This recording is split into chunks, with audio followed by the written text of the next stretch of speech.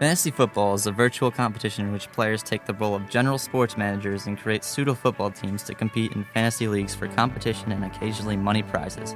Participants are in charge of drafting, trading, adding, and dropping professional players in order to create their team.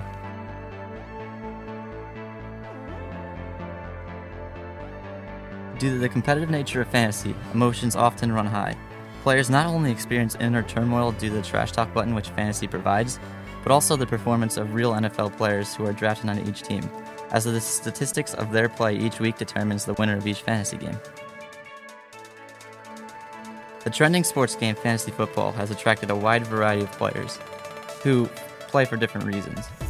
There are casual players, skilled players, trash talkers, and thrill seekers. 9-yard touchdown, he does the salsa dance. Victor Cruz ties him for the longest receiving play in NFL history. Casual players play the game for kicks. Usually not the best players in their league, they do typically enjoy football as much as the others. Casual leagues are exclusive to casual players, often amongst family members or close friends.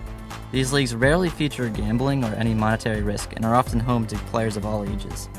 A father may include his children in a casual league to give them some sort of experience in the game of football and to create a common ground for family bonding.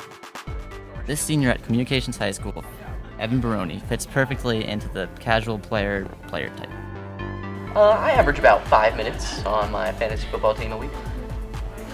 And would you say that you are an intense player? I would say on a scale from 1 to 10, based on intensity, 1 being not very intense, 10 being extremely, I would rate myself a 3. Alright, well, as a football fan, how intense are you? Oh, I'm a much more intense of a football fan. I would say around a 6 or 7. But fantasy football is not as much. We don't really take it competitively. I don't even know why we do it. Actually, I think it's just more of a friend asked me to do it. No money in the league. No, it's just a chore for me to go on and do it. I mean, yeah. If there was money, do you think you'd care more? Definitely. I don't want to lose money. So why do you enjoy fantasy? I guess it makes all of the other NFL games more interesting, other than just the Eagles, because I have the NFL Sunday Ticket thing, and I guess I'd watch more games otherwise, because I wouldn't really watch any other game besides the Eagles. I never choose any teams from divisions that oppose. My favorite team is the Eagles, so I never choose any Giants, any Redskins, or Cowboys, ever. And that's why I do well, mind you. Although casual players enjoy the lightheartedness and simplicity of managing a fantasy team, there are a set of players who take things very differently, those being skilled players. Skilled players take their fantasy careers a bit more seriously. Some, if not most, are enrolled in multiple leagues. I've got 3 money leagues, and 2 out of the 3 are pretty much smack talking all the time, and it's heavy waiver action. The other one is a keeper league that I've had for like 4 years on ESPN. Nobody talks smack, but we all are like tight in it, so it's weird. They believe fantasy is a sport where the more talented, more experienced, and occasionally luckier players win. Skilled players tend to make it further than the other player types in their seasons. We had a guy this past season, he changed the name of his team to You Just Got Sandusky'd.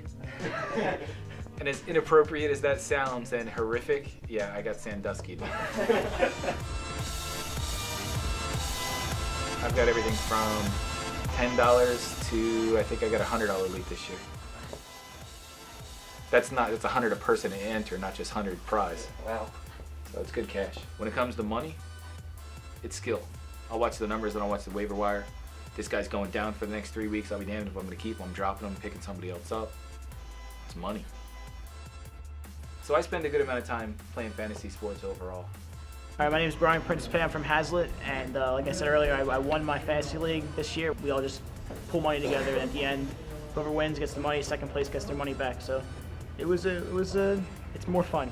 I take it pretty seriously, but I'm sure that the people that were in my league and other leagues that play fantasy football definitely take it very seriously. I know people that go to Vegas and they do drafts there, so it's definitely a huge deal. It tears you apart as fantasy football, especially when you don't. Because I try not to draft people on the Giants because I feel like if you draft someone from your team, it's more, I guess it's more of a personal thing rather than just picking players and hoping that they do well. Like If you draft someone from your own team, it kind of gets worse for me, in my opinion. So I try to draft the least amount of people from the Giants as possible. But yeah, no matter what, I still root for for the Giants to win, even if I'm in fantasy football. The thrill seeker is essentially the opposite of the casual player, where fantasy football can easily become an obsession. Whether they're winning or losing, thrill seekers will often trash talk their opponents. Possibly the most interesting fantasy player, thrill seekers concern themselves with the competition of fantasy rather than the game. It's a $50 league, $50 buy-in for your team. The winner gets, in a 12-man league, the winner gets like 400, second place gets 200. I would say I'm moderately intense, you know. I get excited at times. Other times, you know, I broke a couple TVs. I had to root against my team once when the Jets were versing the Giants. You know, most of my team is on the Giants, so I kind of had to root for their wide receivers and Eli Manning to actually throw the ball well, rather than, you know, the Jets defense play well. But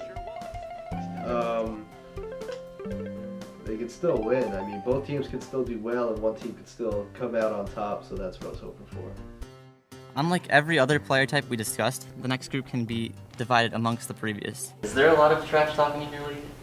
Yes, a lot of trash talking. I'm in 3 leagues, and they're pretty intense.